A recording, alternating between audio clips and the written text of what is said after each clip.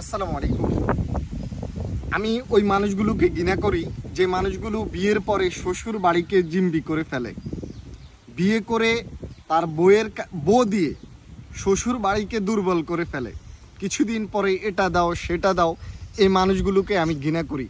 আপনারাও তাদেরকে ঘৃণা করবেন, সামাজিকভাবে বয়কট করবেন।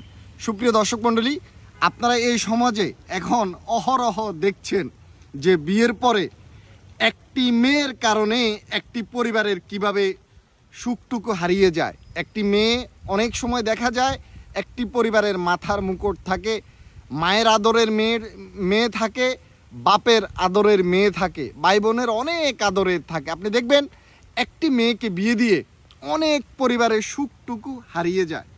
আমাদের এই সমাজে এমনও কিছু পরিবার আছে, আপনি দেখবেন তারা সুশিক্ষিত দাবি করে, কিন্তু বিয়ের পরে তার শ্বশুর বাড়িকে জিম্বি করে ফেলে। কিছুদিন পরে এটা দাও সেটা দাও, আমার এটা প্রয়োজন। এটি কোন ধরনের মন মানসিকতা? গত কয়েকদিনে কয়েকজনে আমাকে এই বিষয়টা নিয়ে বলেছে একটু কথা বলার জন্য। আরে বাবা, তুমি বিয়ে করেছো, এটাই তো বড় জিনিস। তারা মেয়ে দিয়েছে, তারা আর কি দিবে?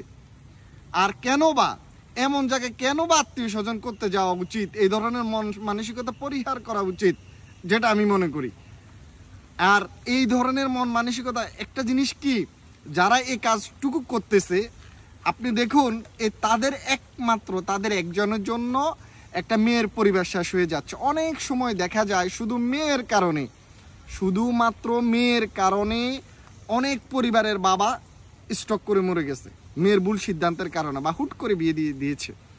আরেকটা বিষয় আপনারা খেয়াল করবেন, আপনারা যারা মেয়ের পক্ষের লোকজন, মা বাবা, আপনাদের উদ্দেশ্যে বলছি, বা ভাই বোন, হুট করে কোনো দেখা যায় অনেক সময় মুক্তার এসে বলে এই ছেলেটা খুবই ভালো হবে, জানার কোনো সুযোগ দেয় না। একটু সময় নেবেন, 1-2 মাস অপেক্ষা করবেন। নসিব যেখানে রেখেছে আপনার বোনের বিয়ের, সেখানেই বিয়েটা হবে, কিন্তু হুট করে সিদ্ধান্ত নিতে যাবেন না। অনেক সময় দেখা যায় এমনও হয় মেয়ের বয়স অনেক কম, ছেলের বয়সটা বেশি। বিয়ের